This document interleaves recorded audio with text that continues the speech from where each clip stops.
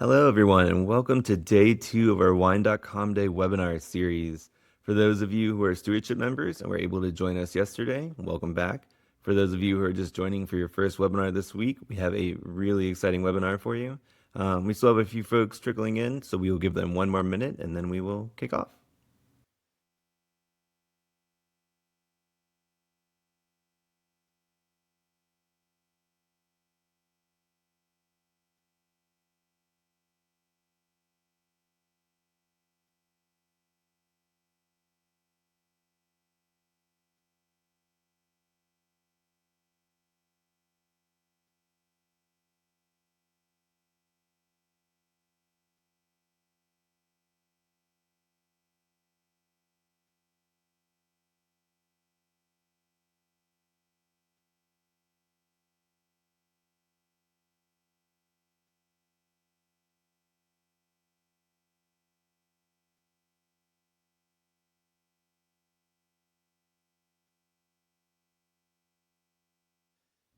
All right, we'll go ahead and get started. Again, everyone, welcome to day two of the Wine.com Day webinar series. Welcome back to our stewardship members who had a stewardship exclusive webinar yesterday, and welcome to everyone who is joining us for the first time this week.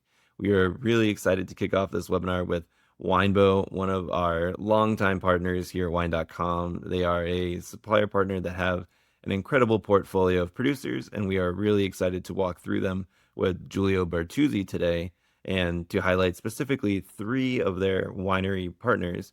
Laura Catena is our guest today, someone probably who needs no introduction, one of the biggest voices in wine today. We also have Jacopo Bacci from Castello di Bossi, as well as Louis Barruol from Château de St.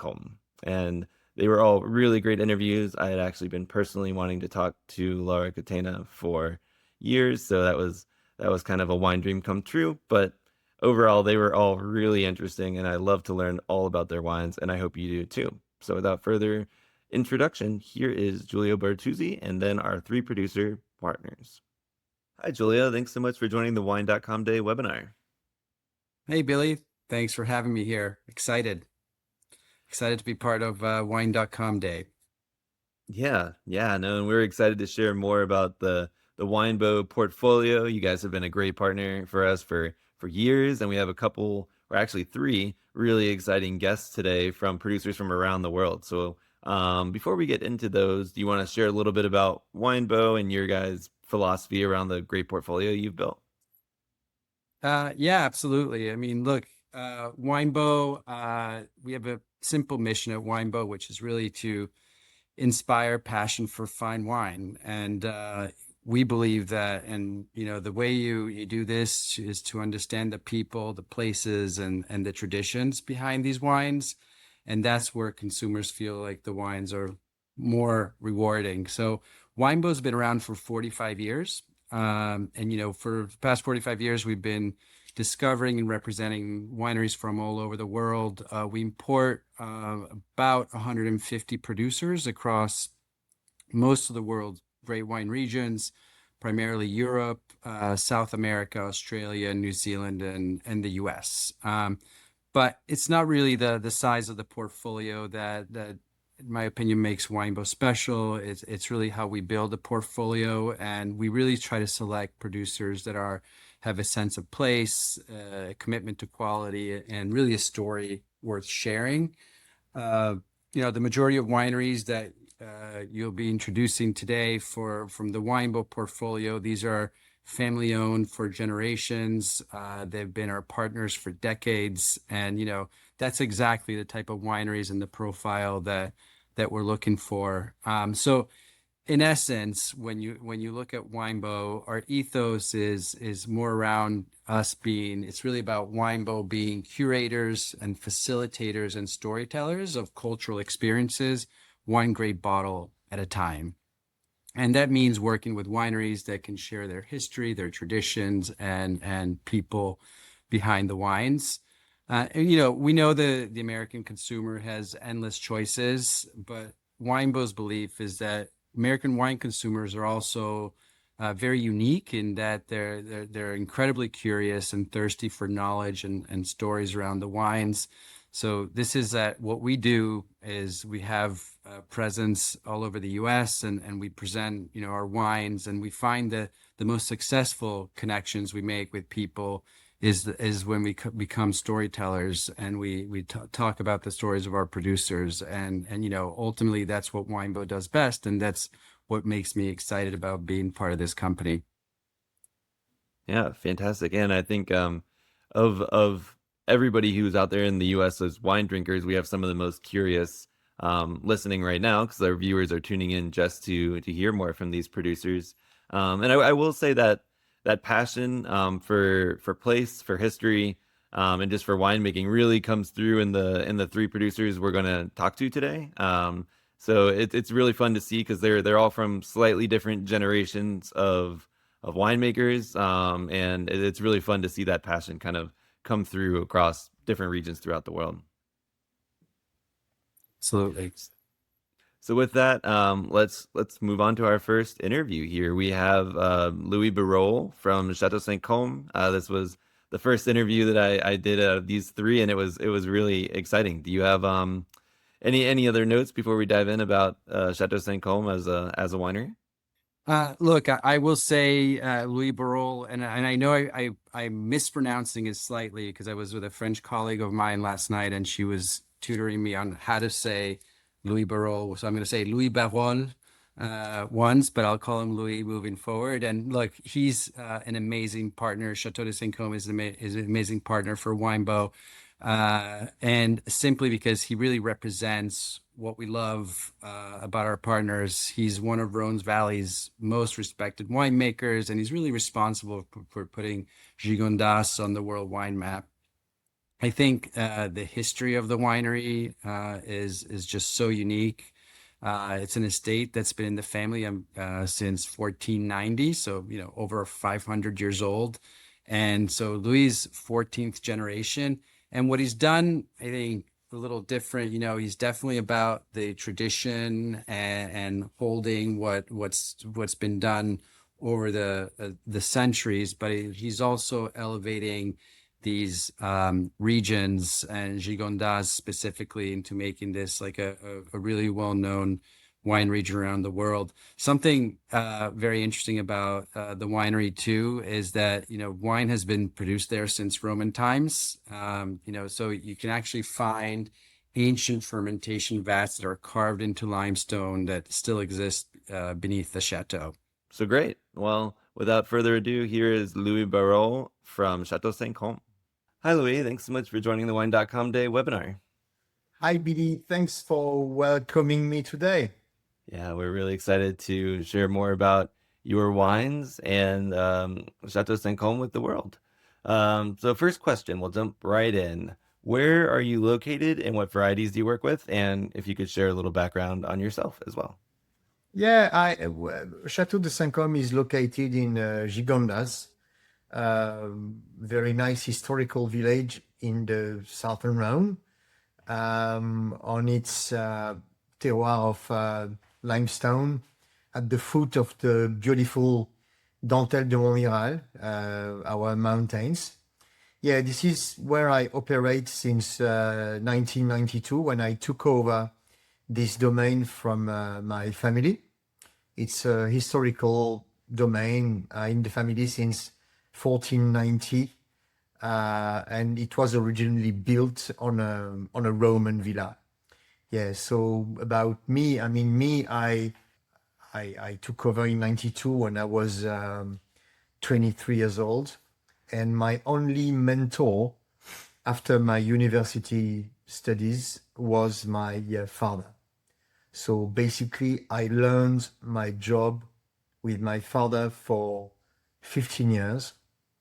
So this is what people used to do in the 18th century when in the corporations, if your father would be a musician, you would become a musician. If your father was a doctor, you would become a doctor. So it's a bit of an old-fashioned way to operate, but I have to say it's been an incredible journey to go through this path. Yeah, and that's fantastic. You guys have been able to continue the tradition, passing it down generation to generation. Can you share a little bit more about the varieties you work with and the region within the Rhône Valley where you focus? My main job is make Gigondas, but we make a Côte du Rhône as well. We have another domain in Vins Sobre called Château de Rouen, which we acquired in 2019. And I make wine in the Northern Rhône for 30 years now. So we operate on a quite wide spectrum of different wines, which is not easy to handle, but gives a kind of an open mind. Perfect. And then can you share a little bit more particularly about Gigondas and why you think the wines in the region are so special? Well, yeah, Gigondas is a different. I mean, the main grape in Gigondas, as every Southern Rhone wine, is Grenache. But Gigondas is a different kind of animal because it's a very late ripening place.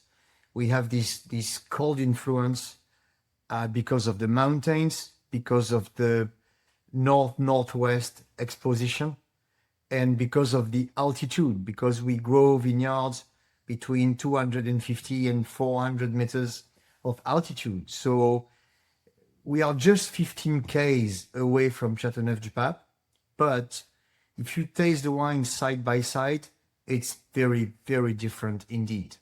Yeah, so the profiles are different because the way the vine grow is different. The way the grapes ripe is very different. The rhythm is much slower here. Yeah, so we have lower pH. It's amazing how different the wines can be. That's very, very cool. I think everybody should try a side by side, at least of Châteauneuf-du-Pape and Gigondas, if not even more of the local village as well. Okay, on to the next question. If someone has never heard of your winery before, what would be the first thing you would want them to know? I would like them to know that for 50 years, we have been operating in a way of respect the nature, respect the population of birds, working organically, being non-interventionist, not because of the trend, but because we have always believed it's the way to go.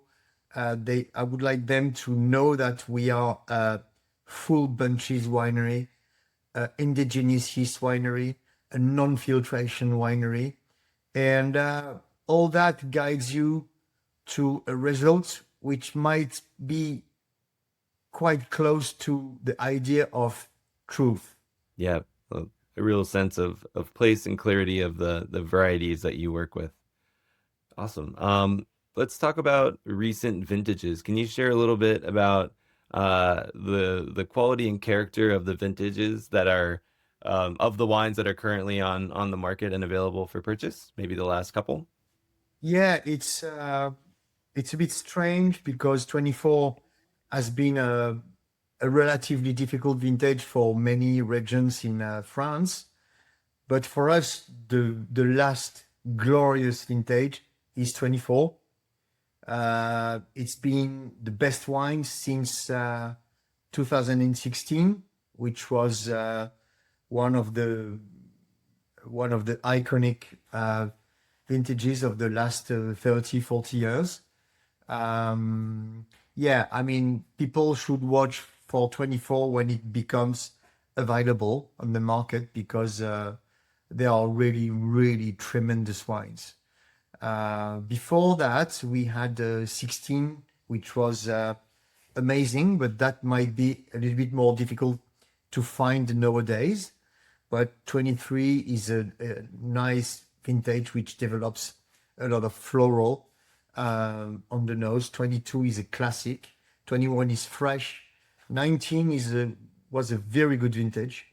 Yeah, but you know, in a decade, in my place, you get one iconic vintage, 4 or 5 very good, 2 or 3 good, and one difficult. it's if you watch the last 60 years, this is the way it works. So yeah, go for 24. That would be my advice. Nice. And so for the rest of France, 24 was a lot of mildew. There's a lot of disease pressure and some other things. Is it just because the unique nature of being in the Southern Rhône or the Rhône Valley in general, the conditions just allowed it to be a little bit more insulated and a little less cool and wet? Yeah, when you get a rainy year in France, you might, for example, have very, very different results from what they get in Burgundy, for example.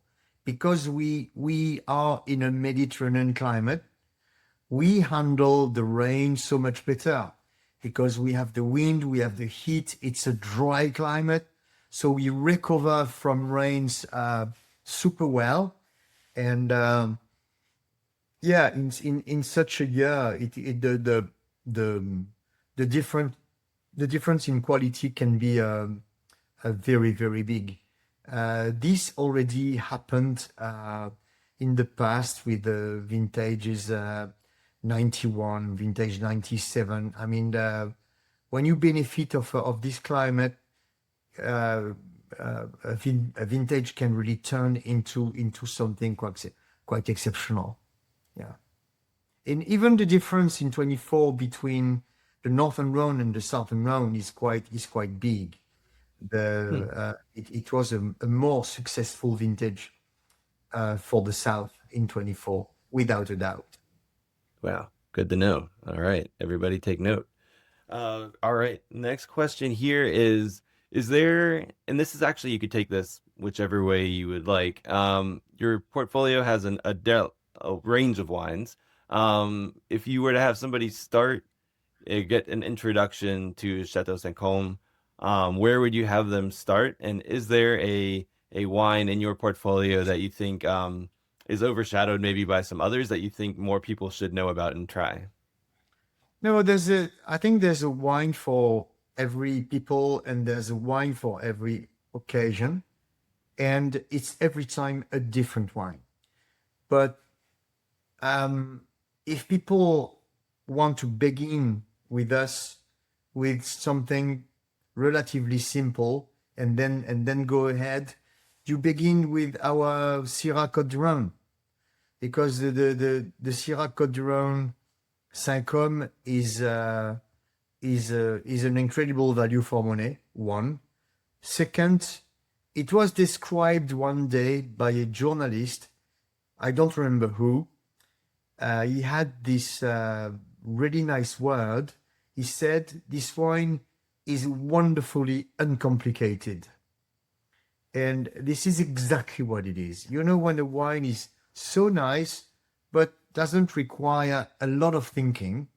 Yeah. And I think when you begin to discover a domain or a region, you want to begin, this is where you want to begin.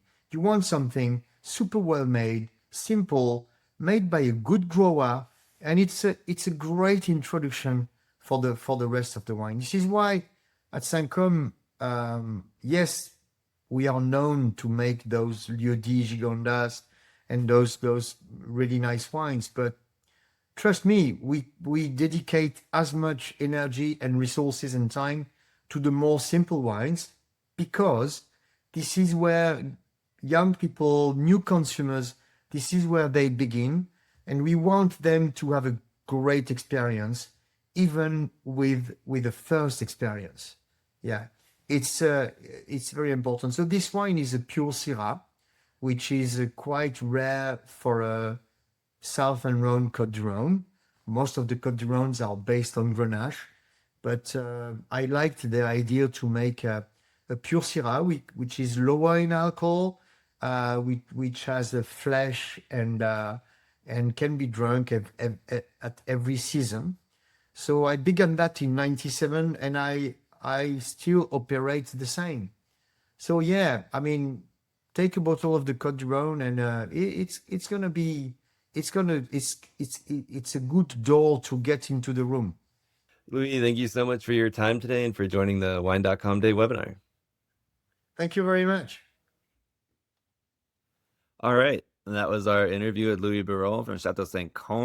Now we are on to Argentina for one of the most probably well-known and exciting winemakers in the world, Laura Catena. Do you want to share a little bit more about Laura, Giulio? Yeah, absolutely.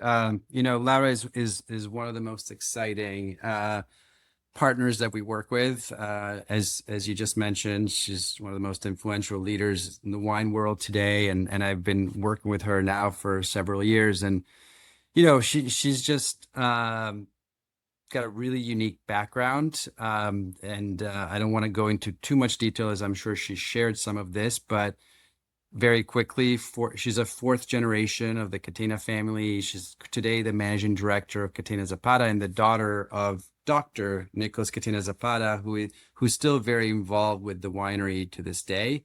And frankly, you know, she's just such an inspiration because and he is as well, because their vision has transformed Argentina's wine industry and frankly propelled Catena as one of the leading wineries on the global stage.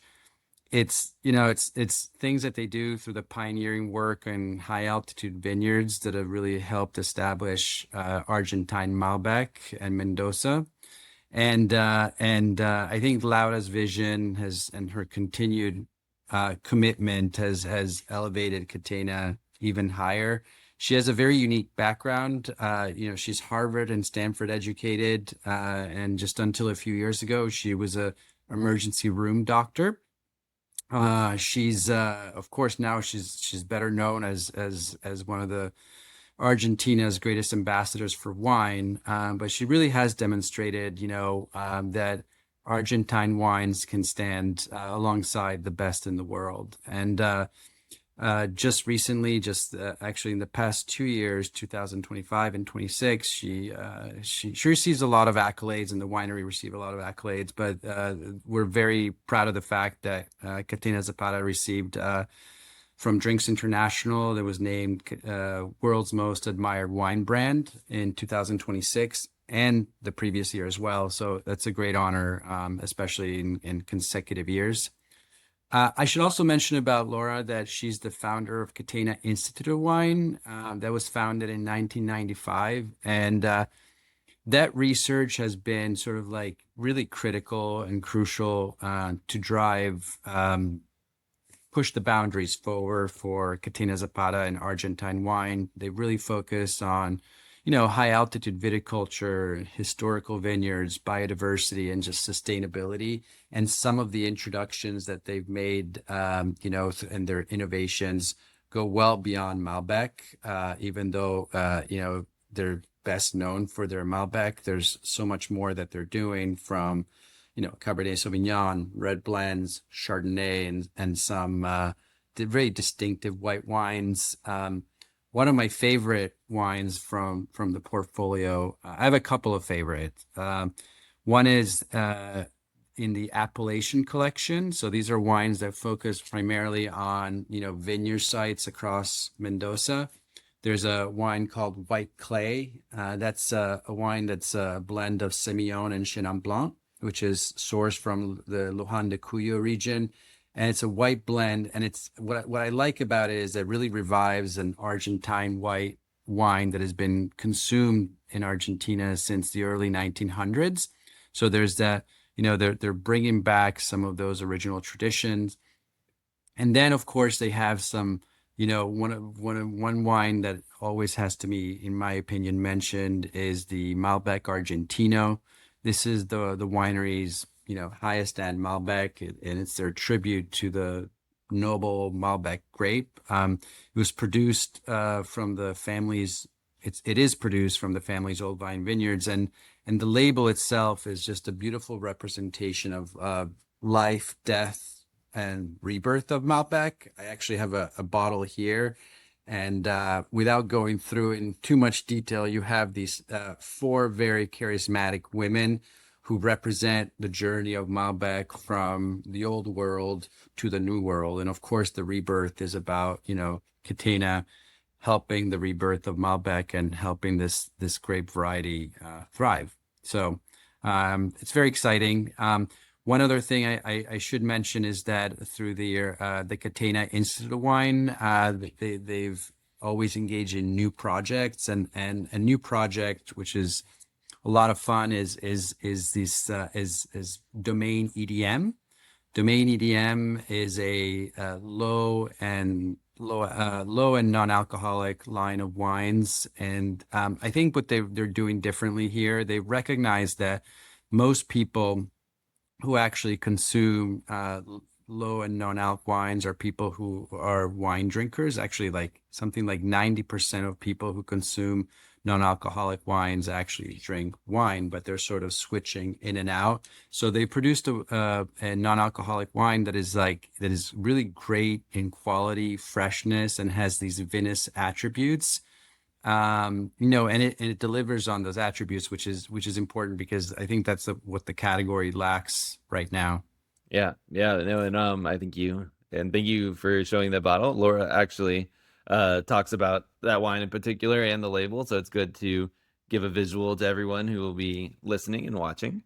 But yeah, I think it's super interesting to see the quality of the Malbec and the nuances from each vineyard site, as well as just what true high elevation really does for wine. And I think it is, like as you mentioned, important, and we talk about it a little bit in the interview, noting the white wines as well. They are making some extremely high quality, whether it be their Chardonnay or the blends that are more unique to Argentina. It's certainly worth exploring and tasting. So, all right. Well, without further ado, here is our interview with the one and only Laura Catena. Hi, Laura. Thanks so much for joining the Wine.com Day webinar. Thank you, Billy. It's great to be here. Yeah, I'm really excited to share with our viewers today your story and the story of your wines. I think everybody probably knows who you are, but if you could share a little bit about who you are and your family's wines and the winery, that would be great. Yeah, well, my name is Laura Catena, and I'm the fourth generation of my family making wine in Argentina. I'm actually a sixth generation winemaker, because for 2 generations before Argentina, my Italian ancestors were making wine, and my great-grandfather, Nicola Catena, came to Argentina and started making wine in 1902. So we're about to be 125 years old winery in Argentina. And then my grandfather and my father continued to make wine. My father, Nicolas Catena Zapata, is known as the man who put Malbec on the world map. Malbec was completely unknown. It was being pulled out in Argentina, and he kind of brought it back to the world. And myself, I'm a physician, a scientist, and I had no intention of working for the family winery. I wanted to be a doctor.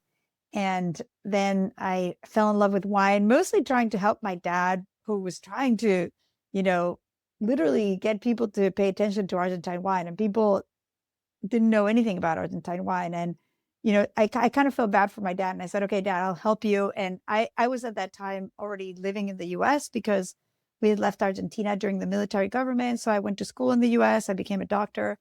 And then I started helping my dad. And then I fell in love with wine. And I started the Catena Institute, where we do research into high altitude, into Malbec, into kind of everything about Argentine wine.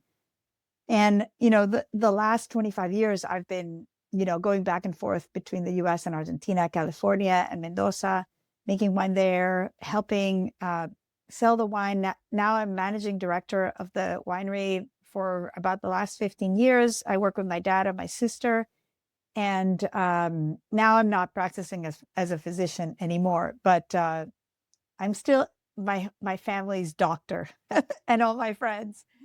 And I love making wine in Argentina and talking about it and getting people excited about our wines, which are so special because we are in this high altitude, beautiful region by the Andes Mountains. And I hope you all come visit. Yeah, I definitely will. With that, I think when we talk about high altitude wines, a lot of people think of maybe what high altitude mountain fruit is considered, say in Napa, where it's maybe 1,000 or 2,000 feet up. Can you share a little bit about Mendoza, why it's a special area for growing wine, and also just like what you actually mean by altitude, true high altitude? Yeah. So our vineyards are between around 3,000 feet and 5,000 feet elevation, which is quite high. At 5,000 feet, you actually feel the air is thinner, and if you try to run, you get a little short-winded. And it's a very, very special place because you have a ton of sunlight, and the plants need the sunlight for photosynthesis. So they get a lot of plant food from that. But the soils are very poor. And that's good actually for vines because then you get naturally low yields.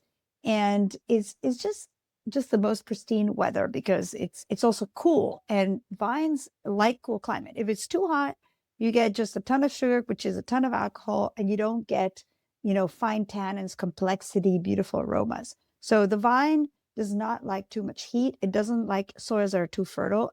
And we have exactly that, lots of sunlight, cool climate, and very well drained soils because they were formed by the glaciers and the rivers melting. So we have this magical place. We've been making wine in Mendoza since the 1600s.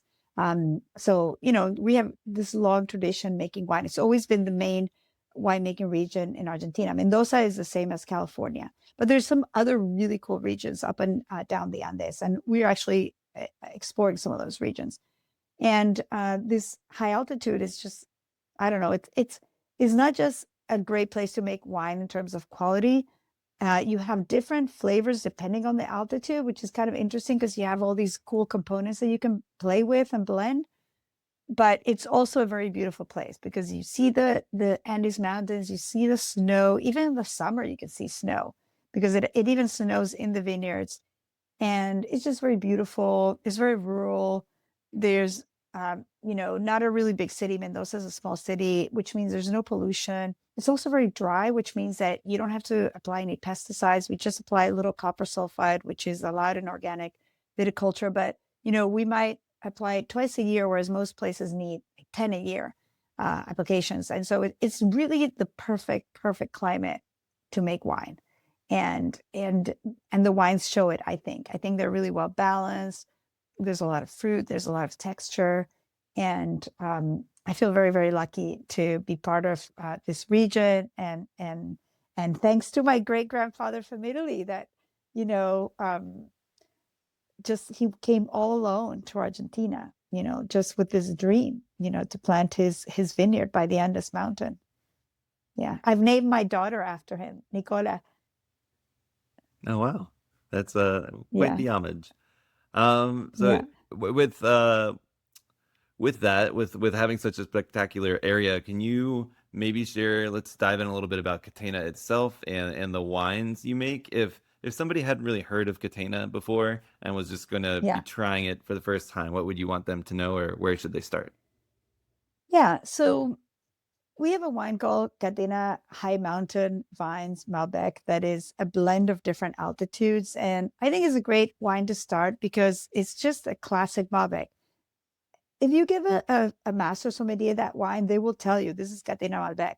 It's got this beautiful fruit aromatics, a little red fruit, a little black fruit, a touch of spiciness, a touch of chocolate, from very light oak. It's got texture, complexity, and then these kind of velvety tannins, and it just melts in your mouth. And it's very characteristic. And so I think that's probably the first wine people taste. Then you have the Catena Alta, which comes from what we call historic rows. So it's these rows in the vineyard that are in particular location in terms of the soil and the sun exposure that are particularly good. And that's sort of the next level. And we make a Malbec, a Cabernet, and a Chardonnay. And then we have our Catena Zapata wines that are, usually pretty limited production. We have a very famous wine called Malbec Argentino that comes from old vines, and it has these 4 women on the label. And it's actually kind of become sort of, the Argentine flag, in the world for Malbec.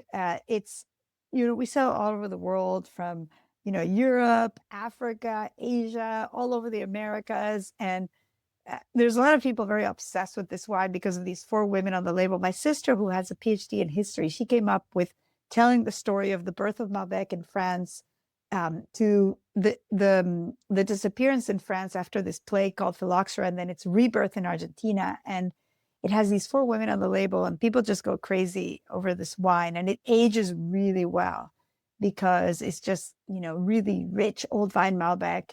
And a lot of people are obsessed with it. Most people don't throw the bottle away. I've gone to so many houses where they start using as a candelabra, as a vase for flowers. I mean, you see it everywhere. And it's just a really beautiful wine that tells the story of our icon variety. And then the Adrianna wines are also really well known. They're made in very limited quantities. We make 2 Chardonnays, White Bones and White Stones, and 3 Malbecs, Fortuna, River, and Mundus. And they come from these little parcels in the Adrianna Vineyard at almost 5,000 feet elevation. And, these wines, you'll find them in, Michelin star restaurants. They're very sought after. They age really well. And they're just very distinctive because they taste like that particular little parcel. And these parcels are tiny, 1 hectare, 2 hectares, which is, you just usually to go from hectares to acres, you go like you double the number and add a little bit. Yeah. But so we're known for the people who put Malbec on the world map, but we also make this really beautiful Chardonnay and Cabernet. And we also do some other things, like we have this white wine called White Clay, Catena Appellation White Clay, that's semi-Chenin. And it's not too expensive, and it's just so delicious. We're selling a lot of that. And if you come to Argentina, we also make things like Nebbiolo, because my grandfather planted Nebbiolo, and we sell that really well too, because Argentines want everything. They want to taste everything. They love their wines. And so, yeah, if you want to really taste and experience Argentina at some point in your life, come to Argentina and check it out. Awesome. Let's talk a little bit about recent vintages. I know I know the consistency of your guys' wines is always there, so the wines are always great, but each year they'll vary a little bit and become unique. Can you tell us maybe about, I guess, the wines that are currently available on the last few vintages, maybe starting with like 2022? Yeah. So, a lot of people have this idea that, wine from California, there's no vintage variability. Argentina, it's in the Americas, it's going to have no vintage variability. That is so far from the truth. I actually think we have more vintage variability than they have in France. It's crazy. Every year is completely different because we're right by the Andes, and we get all these climates. We get either climate from the Atlantic or climate from the Andes. And we will have 1 year where it rains a ton. 1 year it's super dry. 1 year there's no snow in the mountains. 1 year there's a ton of snow. 1 year it's super cold. 1 year it's warmer. And the wines are so different. And that's what I love about wine, actually, that, every vintage is so different. But, you'll taste the wine from Catena and you'll say, oh, this is a wine from Catena. There will be something that will remind you, or especially a Malbec or a Cab. It tastes like the variety. And we're actually very famous for our Chardonnays. We get like the highest ratings in South America for our Chardonnays because they're super mineral, and people always compare them to Burgundian style.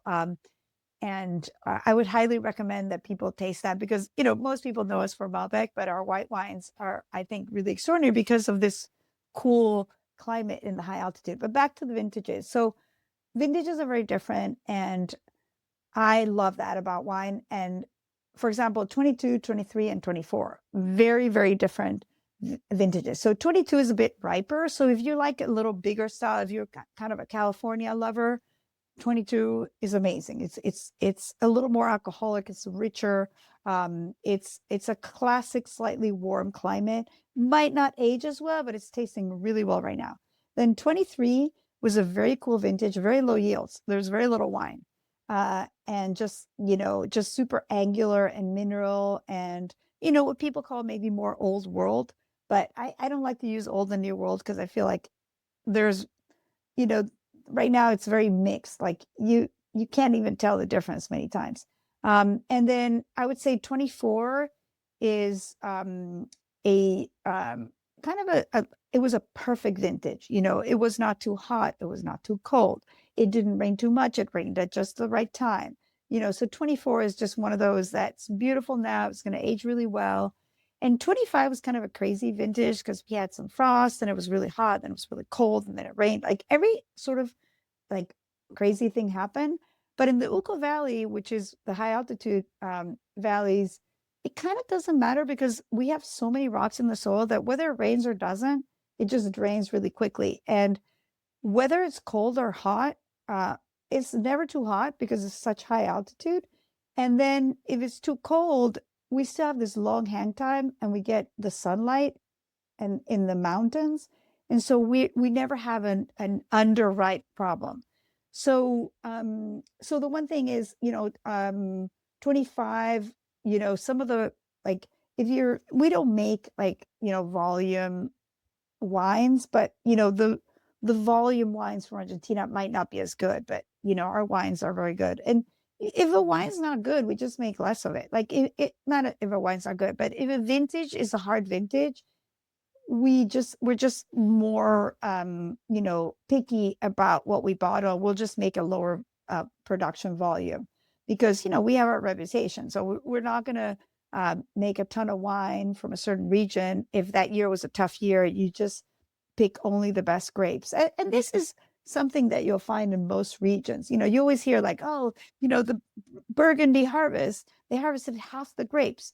Well, this happens to us too. And it's really crazy. Imagine if you're running a business and from one year to the next, you have half as much. That's like, they say that you're really dumb to go into the wine business because it's really stressful. But,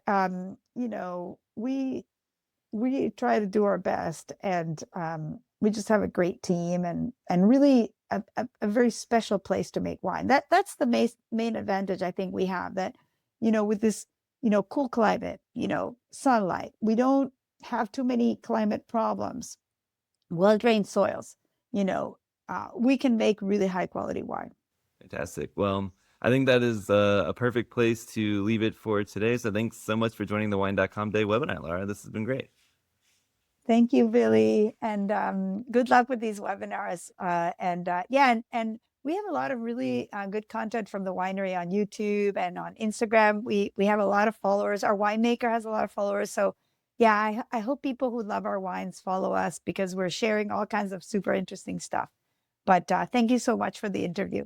All right, that was our interview with Laura Catena. I hope everybody is excited about Argentine wines as I am after listening to her enthusiasm.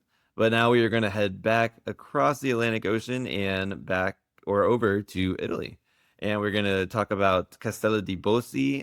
We have a great conversation with Jacopo Bacci, and his enthusiasm as well is kind of on the same par as Laura's. And it was really fun to hear about not only the work that he personally gets to do with the winery and kind of share the message around the world, but all the hard work that they're doing to make high quality Italian wines accessible to more people. I think it's some efforts that a few wineries are getting away from these days. So it was great to hear. Do you want to share a little bit more about Jacopo and the winery?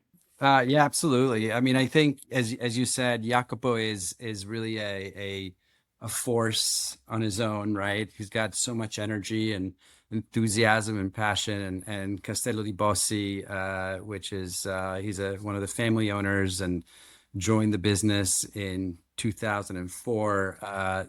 He's been there for over 20 years. He's really been so instrumental in sort of like, taking this, one of the most respected wine families in the Chianti Classico region and moving it and taking it to the world. His focus, I think he's more on a plane than he is anywhere else, but his focus is really to be the ambassador across the world for Castello di Bossi, and he's been really present on the U.S. market, Canada, and Asia, of course, Europe as well.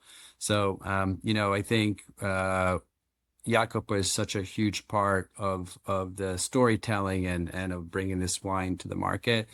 And Castello di Bossi is, in my opinion, a real gem in Chianti Classico. It's located in Castelnuovo Beradinga, which is the southernmost commune of Chianti Classico. And, it's really known for their elegant, structured wines, right? And this is very reflective of one of Tuscany's most historic regions.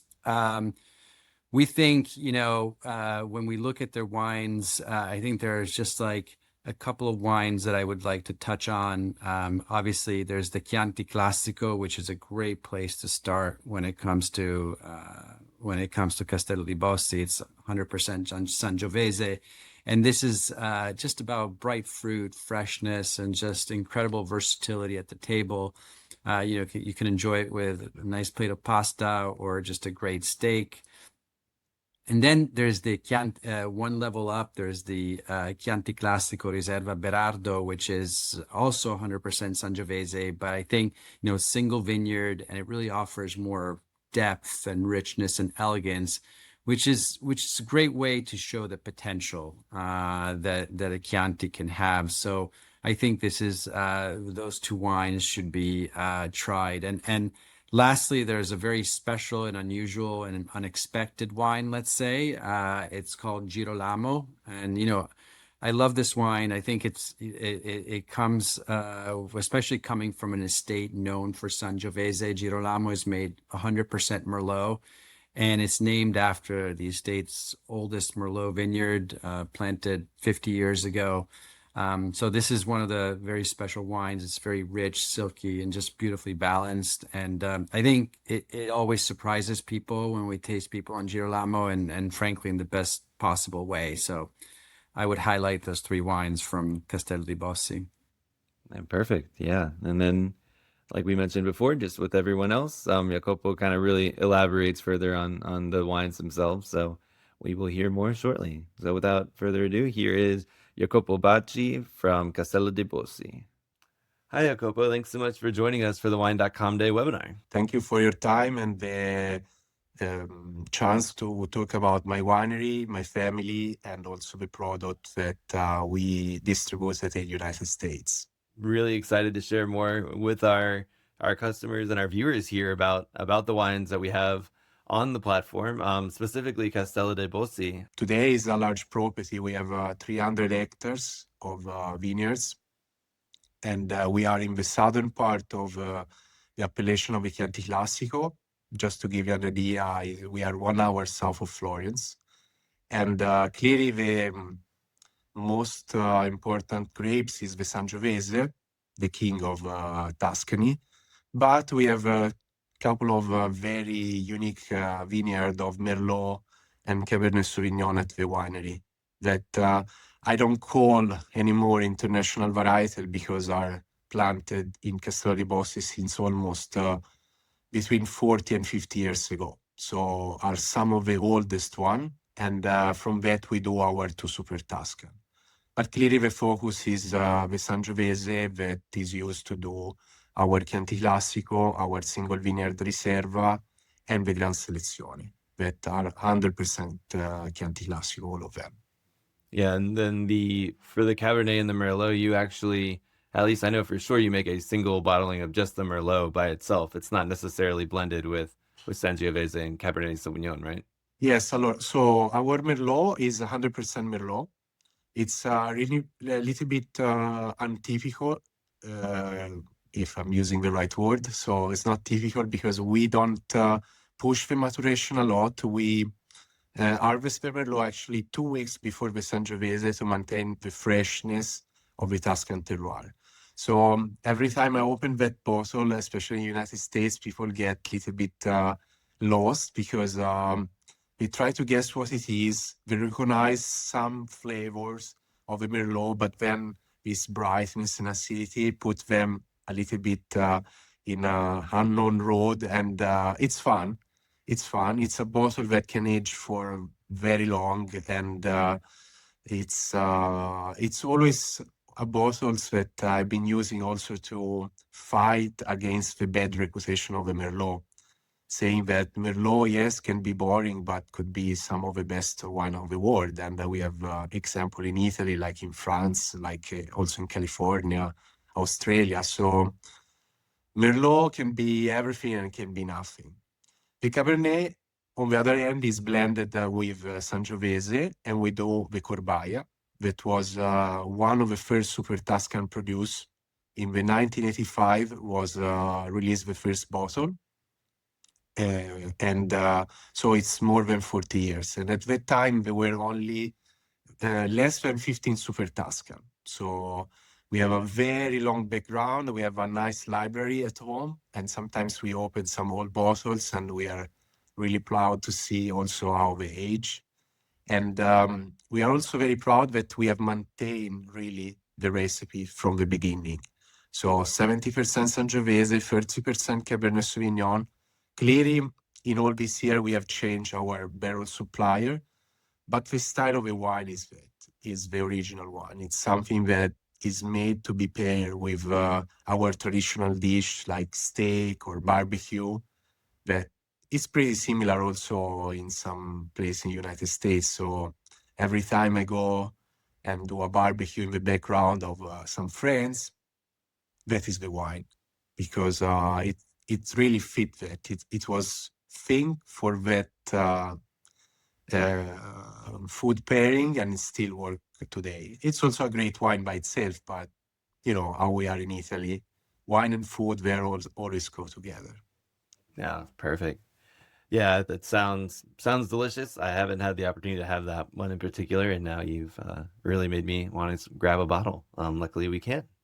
So for the next question, I would love to get your perspective on if you're just talking about Castello di Bossi with someone for the first time, what would be the first thing you would want them to know about either the winery itself or the philosophy behind the winemaking?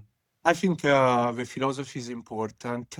For me, the wine is not a piece of art, and it's not a drink. So lately, I heard a lot about bottles that are piece of art. You have to store in the cellar for decades and then open it 4 hours before. You know, all that kind of stuff. That is fun.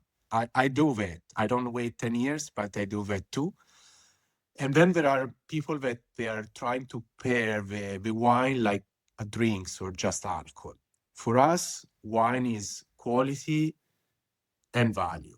So Castello di Bossi has been always recognized to have, you know, great value wines, very consistent and very authentic. So with a simple message, we were able to catch the attention of our customers. And still today, we are able to maintain this kind of value thanks to, as I was saying before, to our size, having 300 acres of vineyards. We are able to maintain the fixed cost on a large scale of bottle.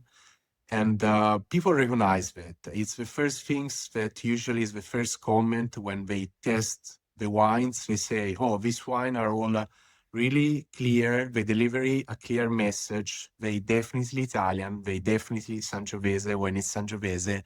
And it's a great value. So they are happy for the amount of money that they spend in the bottle.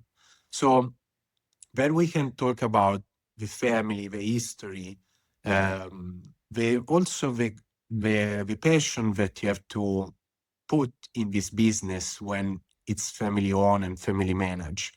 But all of that need to become sales. Cannot be only your personal philosophy. So for me, the best message, the best feedback is always from the consumer. When I see they drink a bottle from $20 or for 40 or 60, and I see that they are surprised by the quality, first of all, of the wine for that price category. That is the message that we want to deliver. Yeah, perfect. And your guys' wines certainly over deliver at all of the price points. Great. Well, could we, as we're getting closer to the end here, I'd love to share a little bit more with our viewers about the recent vintages in the area. Could you talk a little bit about maybe some of the wines that are available on Wine.com now, or the vintages out in the market? So the vintage that are available in the market are all between 22 and 24. And I think now we have the right example why it's nice to have the vintage on the bottle of wine. Because today there are not anymore many bad vintage on the market, because we know how to manage the climbs better. And in Castello di Bossi, it's easy to guess when it's a bad vintage. You don't find it.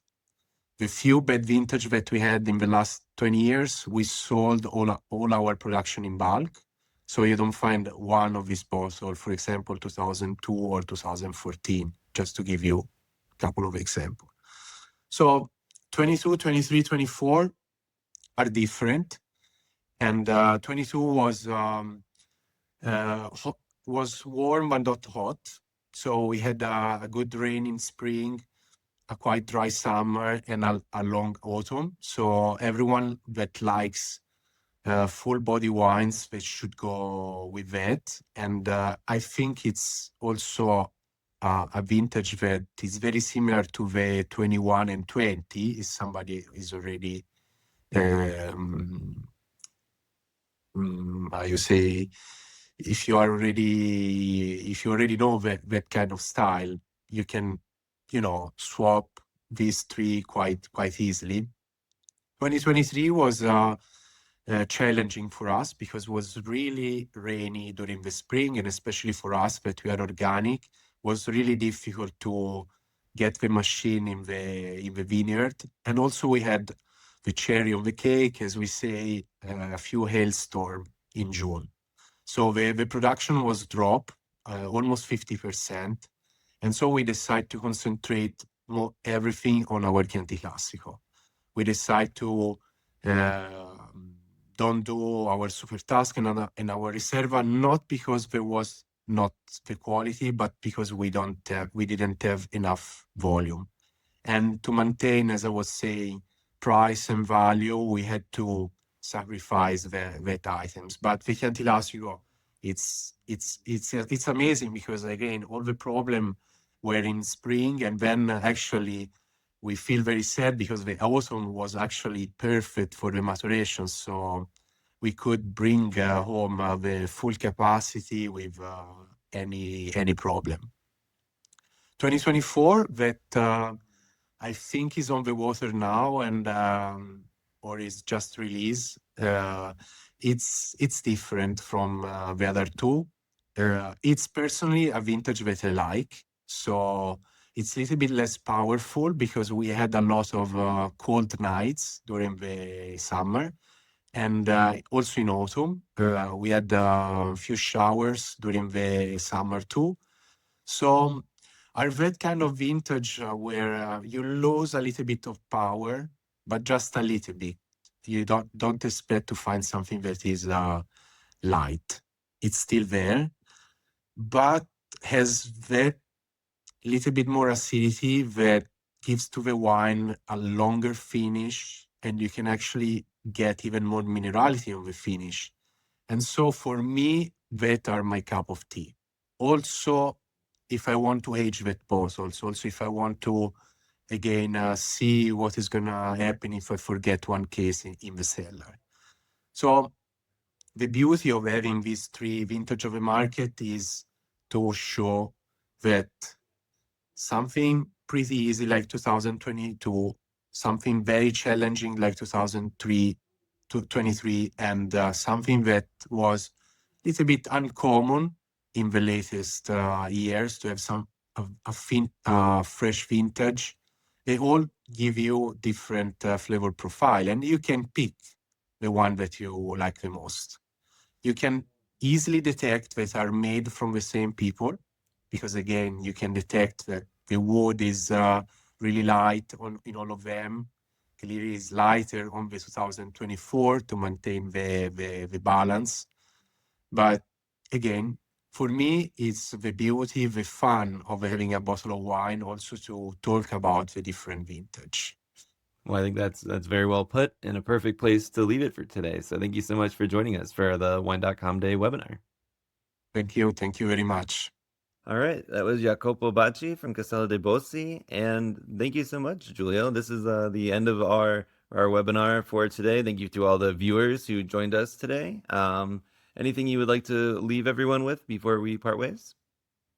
Look, Billy, thank you so much for having me, but most importantly, for having these great producers on and for featuring them. As a member of Winebow, we're just really, really excited to be part of Wine.com and Wine.com Day, I should say.